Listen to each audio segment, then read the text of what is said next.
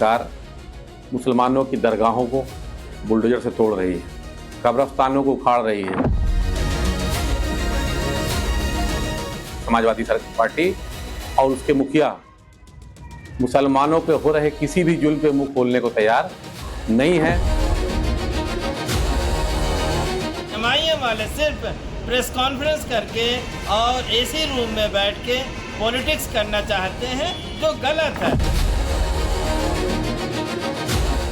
आपको सपा के अलावा किसी विकल्प को तलाश करना होगा। अखिलेश यादव जी 2027 में चुनाव नहीं जीत पाएंगे। मुझे लग रहा है कि समाजवादी पार्टी 50 के अंदर सीटों पे रह जाएगी। ऐसा क्या हुआ कि उत्तर प्रदेश की सियासत में भाईजान के एक बयान से सियासी भूचाल मच गया? क्या बंगाल के बाद उत्तर प्रदेश में खेला होने वाला इशारा मिलने लगा है? 2024 के लोकसभा चुनाव में जिस मुस्लिम वोट बैंक ने अखिलेश यादव को सबसे बड़ी पार्टी बनाया, क्या वही वोट बैंक 2027 में उनकी राह का सबसे बड़ा कांटा बनने वाला है? और क्या इसे धार दे रहे हैं हैदराबाद के भाईजान असदुद्दीन ओवैसी? ओवैसी की पार्टी ने उत्तर प्रदेश में अखिलेश यादव की पार्टी के खिलाफ मोर्चा खोल दिया है। उत्तर प्रदेश की मौजूदा सरकार मुसलमानों की दरगाहों को बुलडोजर से तोड़ रही है, कब्रिस्तानों को उखाड़ रही है, मस्जिदें गिराई जा रही हैं, लोगों को नमाज पढ़ने से पाबंदी लगाई जा रही है। ऐसे समय में जब मुसलमानों के घर में फ्रिज तक खंगाले जा रहे हों और मुसलमानों के वोटों से पढ़ने वाली समाजवादी पार्टी और उसके मुखिया मुसलमानों पे हो रहे किसी भी जुल्म पे मुंह खोलने को तैयार नहीं है। लेकिन क्या ओवैसी की पार्टी का यह दांव उत्तर प्रदेश में चलेगा या बंगाल की तरह धराशायी हो जाएगा? यह समझाने के लिए आपको थोड़ा फ्लैशबैक में लिए चलते हैं। 2026 में बंगाल चुनाव में ओवैसी ने पूरी ताकत झोंक दी, खुद को मुसलमानों का सबसे बड़ा रहनुमा बताया, हर रैली हर मंच से ममता बनर्जी और बीजेपी को टारगेट किया। लेकिन बंगाल के मुसलमानों ने ओवैसी के विकल्प को तरजीह नहीं दी। बंगाल में ओवैसी की पार्टी का खाता तक नहीं खुल पाया। यूपी में भी 2022 और 2024 में यही हुआ था। मुस्लिम वोटर्स ने ओवैसी के जज्बाती नारों की बजाय अखिलेश की साइकिल और कांग्रेस के हाथ पर भरोसा किया। लेकिन 2027 का चुनाव थोड़ा अलग है। एक तरफ एकजुट हिंदू वोट बैंक है, दूसरी तरफ मुस्लिम वोट की जंग। यही वजह है कि ओवैसी अब वोट कटवा के थप्पे को धोने के लिए स्वतंत्र मुस्लिम नेतृत्व का नारा बुलंद कर रहे हैं कि यकीनन आप कम्युनल फोर्सेस को हराइए, मगर अपनी पॉलिटिकल लीडरशिप को बनाइए। आपकी लीडरशिप की जरूरत है जो आपकी होनी चाहिए। आपसे वोट डालने वाले बन गए। यूपी में करीब 20% मुस्लिम मतदाता हैं। प्रदेश की कुल 143 सीटों पर ये अपना प्रभाव रखते हैं। इनमें से 70 सीटों पर मुस्लिम आबादी 20 से 30% के करीब है, जबकि 73 सीटें ऐसी हैं जहां मुसलमान 30% से ज्यादा हैं। यूपी में 36 ऐसी विधानसभा सीटें हैं जहां मुस्लिम उम्मीदवार चुनाव जीतते रहे हैं और करीब 107 विधानसभा सीटें ऐसी जहां मुस्लिम मतदाता चुनावी नतीजों को हमेशा प्रभावित करते हैं। इसी मुस्लिम वोट बैंक के लिए ओवैसी की पार्टी ने यूपी में अपनी पैठ जमानी शुरू कर दी है। ओवैसी के अलावा यूपी में उनकी पार्टी के नेता भी समाजवादी पार्टी पर हमलावर हैं। प्रदेश अध्यक्ष हों या फिर पूर्वांचल अध्यक्ष, सबके टारगेट पर अगर कोई है तो वो अखिलेश यादव ही हैं। एआईएमआईएम के प्रदेश अध्यक्ष शौकत अली ने अखिलेश के सामने प्रेशर पॉलिटिक्स शुरू कर दी है। शौकत अली का कहना है कि गठबंधन हुआ तो सही, नहीं तो उनकी पार्टी 200 सीटों पर अकेले चुनाव लड़ने की तैयारी कर चुकी है। शौकत अली अखिलेश यादव की पार्टी के 50 सीटों पर सिमटने का दावा तक कर रहे हैं। देखिए, अखिलेश यादव जी 2027 में चुनाव नहीं जीत पाएंगे। पिछली बार 90% मुसलमानों ने वोट डाला था तो 111 सीट उनकी आई थी, और इस मर्तबा मुझे लग रहा है कि 2017 वाला जो रिजल्ट था उत्तर प्रदेश में, वही रिजल्ट 2027 में आने जा रहा है। मुझे लग रहा है कि समाजवादी पार्टी 50 के अंदर सीटों पे रह जाएगी। बिल्कुल, हम तो 200 सीटों पर तैयारी कर रहे हैं, और अगर गठबंधन होता है किसी पार्टी से तो गठबंधन धर्म निभाया जाएगा। गठबंधन नहीं होगा तो हम तैयारी करें, हम भी एक पॉलिटिकल पार्टी है, हमारा काम ही है इलेक्शन में पार्टिसिपेट करना। वरिष्ठ असदुद्दीन ओवैसी साहब का भी ये कहना है कि मुसलमानों पे हो रहे जुल्म के लिए इस मुल्क में बसने वाले तमाम मुस्लिम नेताओं को सियासी रूप से एकजुट होना पड़ेगा, और जब तक मुसलमान सियासी रूप से एकजुट नहीं होगा तब तक इस जुल्म के निजात नहीं मिल पाएगी। असदुद्दीन ओवैसी और उनकी पार्टी उत्तर प्रदेश में अखिलेश को चुनौती देने की बात तो कर रही है, लेकिन सवाल यह है कि यूपी के मुसलमान ओवैसी को कितना पसंद करेंगे। पिछले चुनाव में तो उत्तर प्रदेश के मुसलमानों ने ओवैसी को तवज्जो दी नहीं। ओवैसी की पार्टी उत्तर प्रदेश में सिर्फ वोट कटवा बनकर ही रह गई। 2022 के विधानसभा चुनाव में एआईएमआईएम ने 95 सीटों पर चुनाव लड़ा। एआईएमआईएम को 0.49% वोट मिले और सीट का खाता खुला ही नहीं। 2017 के विधानसभा चुनाव में ओवैसी की पार्टी ने 17 सीटों पर चुनाव लड़ा। एआईएमआईएम को 0.24% ही वोट मिले और सीटें रहीं 0। 2014, 2019 और 2024 के लोकसभा चुनाव में ओवैसी की पार्टी ने उत्तर प्रदेश में कोई उम्मीदवार नहीं उतारा। भले ही बंगाल में ओवैसी को कोई सीट ना मिली हो, लेकिन बिहार विधानसभा चुनाव और महाराष्ट्र निकाय चुनाव में मुसलमानों के बीच ओवैसी को जो मजबूती मिली, उसी भरोसे ओवैसी की पार्टी उत्तर प्रदेश में मजबूती से कदम आगे बढ़ा रही है। ओवैसी की पार्टी एक तरफ अखिलेश यादव पर निशाना साध रही है, तो दूसरी तरफ योगी सरकार पर भी हमलावर है। हालांकि समाजवादी पार्टी और बीजेपी ने भी इंस्टेंट पलटवार कर दिया है। एआईएम के जो भी क्षेत्रीय पूर्वांचल के अध्यक्ष हैं, उनका आरोप सरासर झूठा है और बकवास है। आदरणीय योगी जी की सरकार प्रदेश के सभी नागरिकों की खुशहाली, समृद्धि, रोजगार और शांति व्यवस्था के लिए काम करती है। हाँ, उत्तर प्रदेश के वो लोग जरूर परेशान होंगे जो आपराधिक गतिविधियों में लिप्त हैं, जो लोग कहीं गैर कानूनी काम कर रहे हैं, उनके खिलाफ आदरणीय योगी जी की सरकार कड़ी कार्रवाई सुनिश्चित कर रही है। और जहाँ तक सपा मुखिया श्रीमान अखिलेश जी की बात है, ये तो एआईएम जाने और अखिलेश जी जाने। ये जो एमआईएम के साथी हैं, इन्हें ये बात समझ में नहीं आ रही है कि अत्याचार कौन कर रहा है। आखिर मुसलमानों की आज जो स्थिति है, उसका जिम्मेदार तो भारतीय जनता पार्टी और भारतीय जनता पार्टी की वो नफरती और सांप्रदायिक राजनीति है। चाहे योगी जी का बुलडोजर एक्शन हो, चाहे इनकाउंटर हो या अन्य तरह से परेशान किया जाना, समाजवादी पार्टी लगातार इन मुद्दों को उठा रही है। हमेशा प्रेस कॉन्फ्रेंस में ज़मीन पे हम उन लोगों से मिलने जाते हैं, उनको ढाढ़स देते हैं, लेकिन एमआईएम वाले सिर्फ प्रेस कॉन्फ्रेंस करके और एसी रूम में बैठ के पॉलिटिक्स करना चाहते हैं, जो गलत है। उत्तर प्रदेश में 2022 के विधानसभा चुनाव में समाजवादी पार्टी को 79% मुसलमानों ने वोट दिया, जबकि बीजेपी को 8%, बीएसपी को 6% और कांग्रेस को 3% मुस्लिमों ने वोट किया।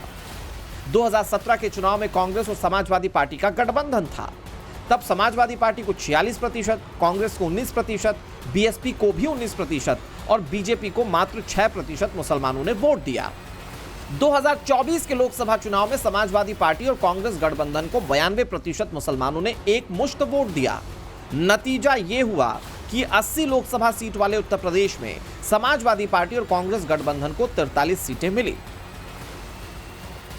लेकिन 2027 में मुस्लिम वोट बैंक के कई दावेदार हैं।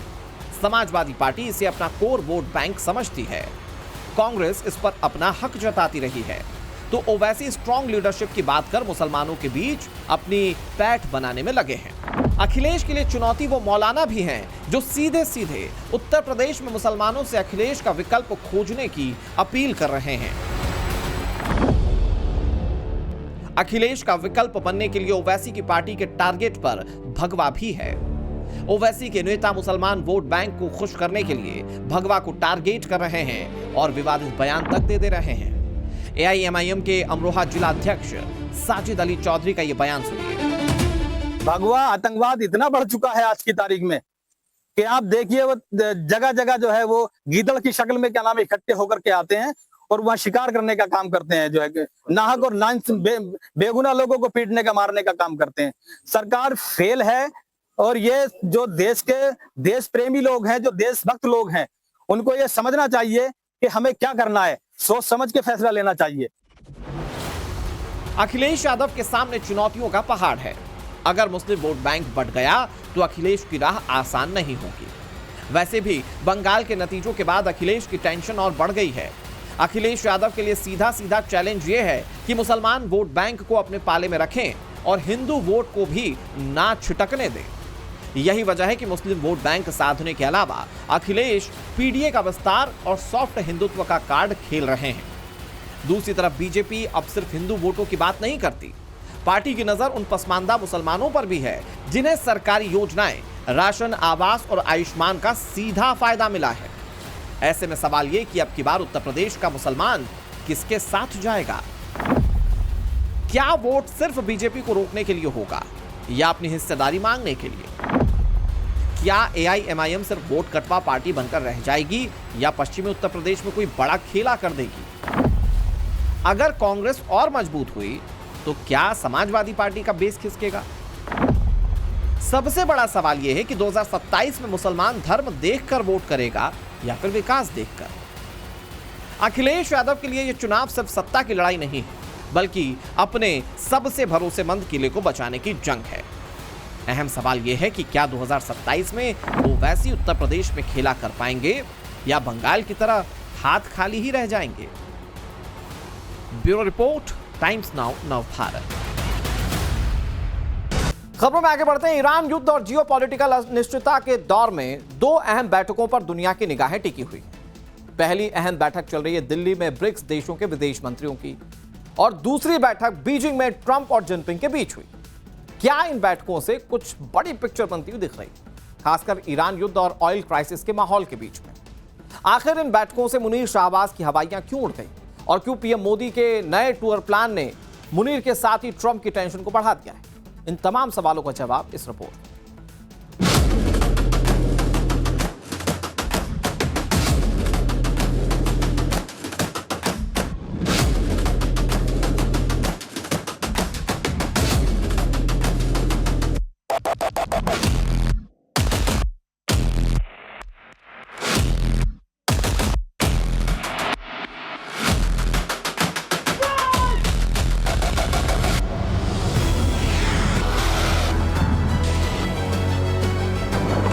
ईरान अमेरिका युद्ध, हॉर्मुज संकट, विश्व में मंडराते आर्थिक मंदी के खतरे के बीच कुछ घटनाएं हैं जो जियोपॉलिटिक्स में मैग्नीफाइंग ग्लास से देखी जा रही हैं। ठहरे हुए युद्ध लेकिन तनाव भरे माहौल के बीच दौर यात्राओं का है, मीटिंग्स का है और गहरी कूटनीति का है। दिल्ली में ब्रिक्स देशों के विदेश मंत्रियों की जमघट है। इस खास बैठक में ईरानी विदेश मंत्री अब्बास अरागची भी पहुंच चुके हैं। तो वहीं ब्रिक्स के नाम पर ही सतर्क हो जाने वाले ट्रंप फिलहाल बीजिंग में जिनपिंग के मेहमान हैं। और इन दोनों तस्वीरों के बीच मुल्ला मुनीर एंड कंपनी परेशान है कि आखिर होने क्या जा रहा है। पश्चिम से चलकर ट्रंप पूरब पहुंचे हैं। वैसे ट्रंप 180 डिग्री घूम जाने में माहिर है। दूसरी बार सत्ता संभालने के बाद ट्रंप पहली बार चीन पहुंचे हैं। अपने पहले कार्यकाल में चीन को भरपूर श्रद्धा भाव से गरियाने के बाद पूरब पहुंचे ट्रंप की भाषा पर चीनी कोटिंग है। तो कल और आज में बहुत फर्क है। ट्रंप की पश्चिम से पूरब वाली ये चाल बहुत गूढ़ है। जरा देखिए कि पहले ट्रंप ने चीन को लेकर क्या क्या कहा था।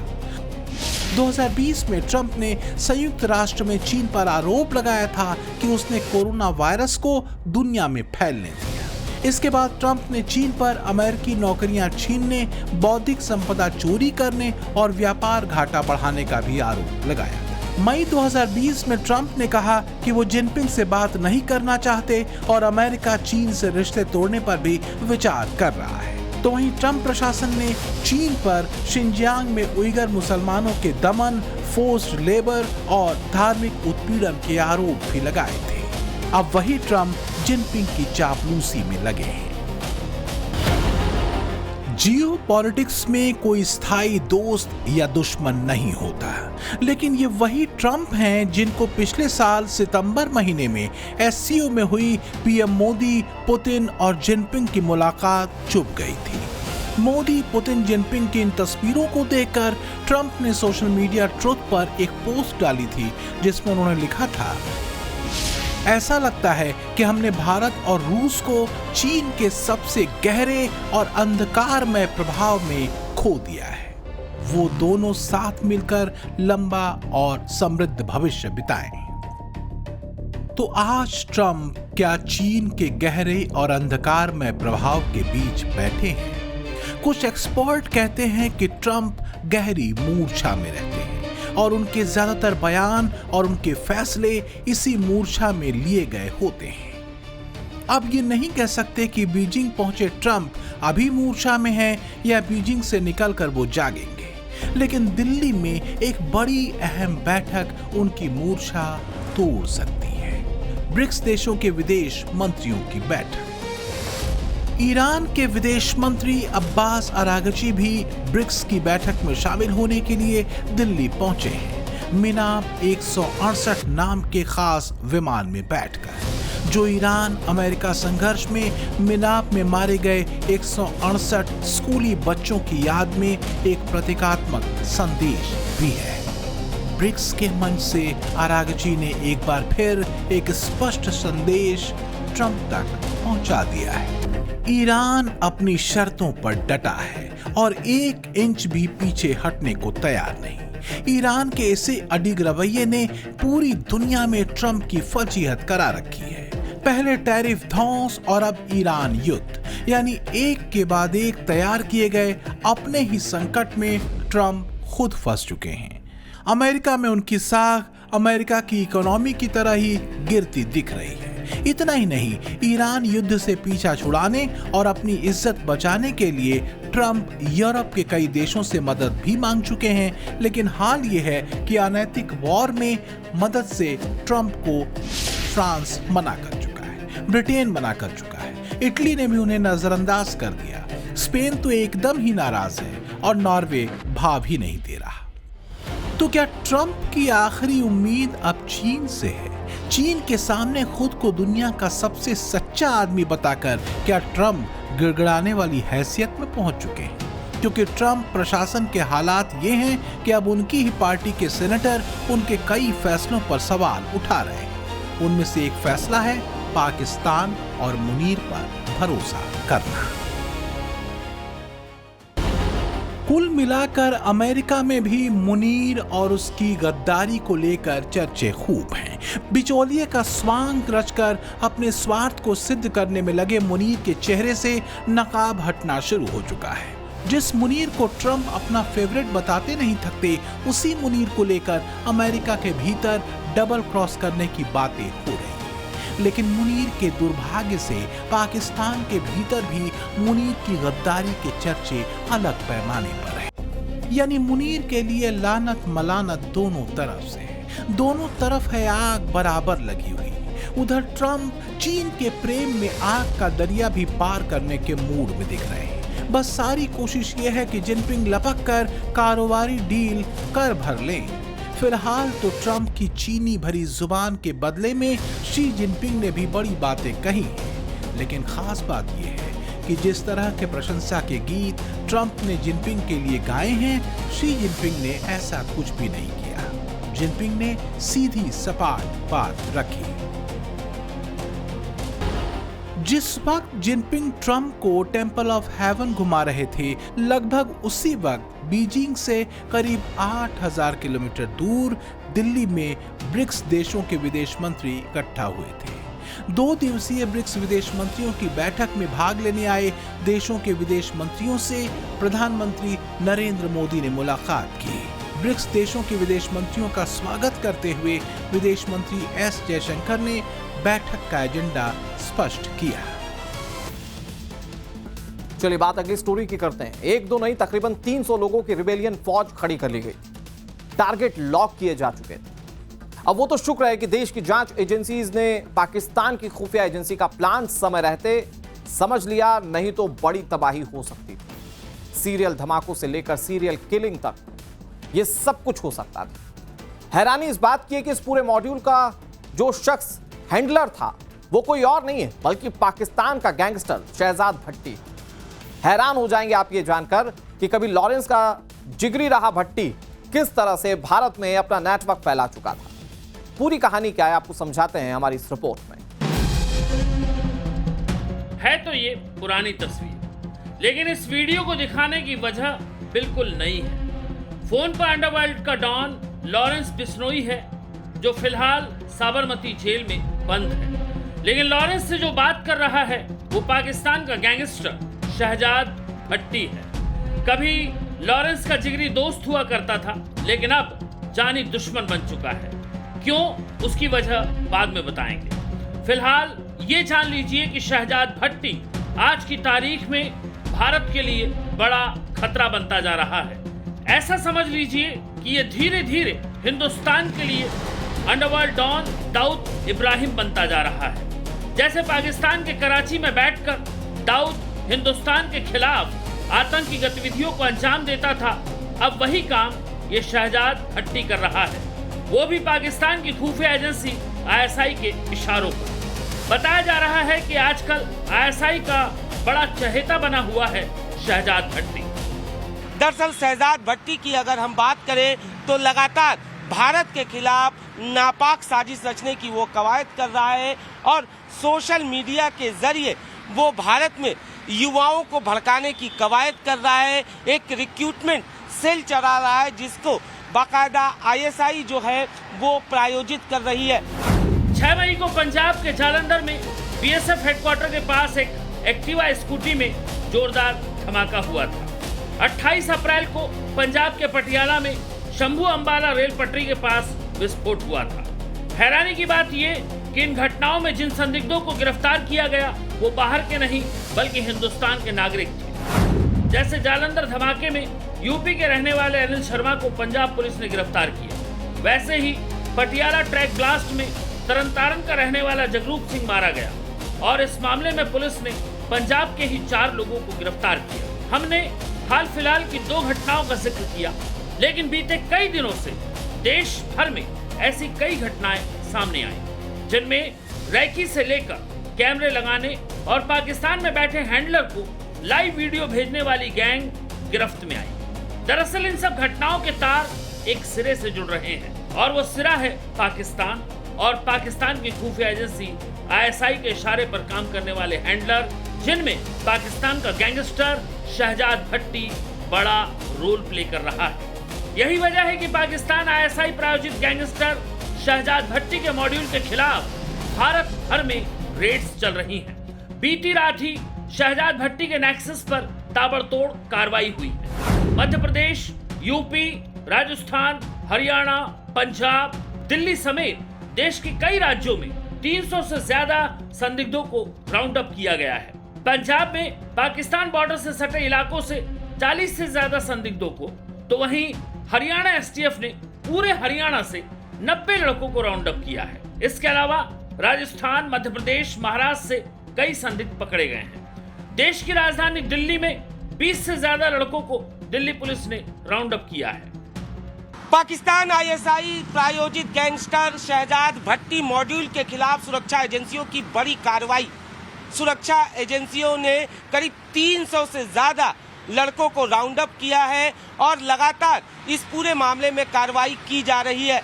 दरअसल 300 से ज्यादा संदिग्ध नंबर मिले थे, जिसके बाद पैन इंडिया लेवल पर रेड्स किया गया और करीब 300 लड़कों को राउंड अप किया गया है। हरियाणा से करीब 90 लड़कों को राउंड अप किया गया, जिनके बाद उनके सोशल मीडिया अकाउंट को डिलीट किया गया है और उनकी काउंसलिंग की जा रही है। इतना ही नहीं, दिल्ली से भी 20 लड़कों को राउंड अप किया गया था, जिसके बाद उनके सोशल मीडिया अकाउंट्स को डिलीट किया गया और उनकी काउंसलिंग की गई। दरअसल सुरक्षा एजेंसियों को 500 से ज्यादा संदिग्ध नंबर मिले थे, जिसके बाद जांच एजेंसियों ने इस ऑपरेशन को लॉन्च किया। जांच एजेंसियां जिन लड़कों को दबोच रही है उनकी काउंसलिंग भी कर रही है और हाथ के हाथ उनके सोशल मीडिया अकाउंट्स को भी डिलीट कर रही है। हो क्या रहा है उसे समझिए। पाकिस्तान की ISI गैंगस्टर शहजाद भट्टी के जरिए इस नेटवर्क को हैंडल कर रही है। सूत्रों की माने तो पाकिस्तान में बैठे आईएसआई के गुर्गे आबिद जट और अजमल गुजर सोशल मीडिया के जरिए भारत के नौजवानों को रिक्रूट कर रहे हैं और फिर रिक्रूटमेंट के बाद इन नौजवानों की बातचीत गैंगस्टर शहजाद भट्टी से कराई जा रही है। शहजाद भट्टी इन नौजवानों को पैसों का लालच देकर अलग अलग टास्क दे रहा है और उसका अंजाम ये हो रहा है कि एक के बाद एक ये नौजवान देश के अलग अलग हिस्सों में वारदातों को अंजाम दे रहे हैं। शहजाद भट्टी गैंगस्टर से टेरर हैंडलर बन चुका है। पाकिस्तान के पंजाब का रहने वाला शहजाद भट्टी फिलहाल गल्फ कंट्रीज से अपना नेटवर्क हैंडल करता है। पहले शहजाद भट्टी लॉरेंस गैंग का हिस्सा था। अच्छी खासी दोस्ती थी लॉरेंस और शहजाद भट्टी में, लेकिन शहजाद भट्टी का पाकिस्तान प्रेम उसे लॉरेंस के विरोध में ला खड़ा किया। आपको याद होगा पहलगाम आतंकी हमले के बाद लॉरेंस ने पाकिस्तान को धमकी देते हुए सोशल मीडिया पोस्ट के जरिए कहा था कि हम एक को मारेंगे जो 1 लाख के बराबर होगा। लॉरेंस ने ये बात आतंकी हाफिज सईद के लिए कही थी, लेकिन इसके जवाब में शहजाद भट्टी ने कहा था कि उसके लिए सबसे पहले उसका देश यानी पाकिस्तान है और लॉरेंस ने ऐसा कुछ किया तो वो सिद्धू मूसेवाला और बाबा सिद्दीकी की हत्या के बारे में लॉरेंस के सारे राज खोल देगा। शहजाद भट्टी ने उसके बाद सिद्धू मूसेवाला से जुड़ी ऑडियो कॉल भी वायरल की थी। इसके बाद तो भारत ने ही पहलगाम हमले का बदला लेते हुए ऑपरेशन सिंदूर को अंजाम दे दिया और पाकिस्तान के 9 आतंकी ठिकानों पर एयर स्ट्राइक कर 100 से ज्यादा आतंकियों को मार गिराया। लेकिन लॉरेंस और शहजाद भट्टी की दुश्मनी ऐसी बढ़ी कि बढ़ती चली गई।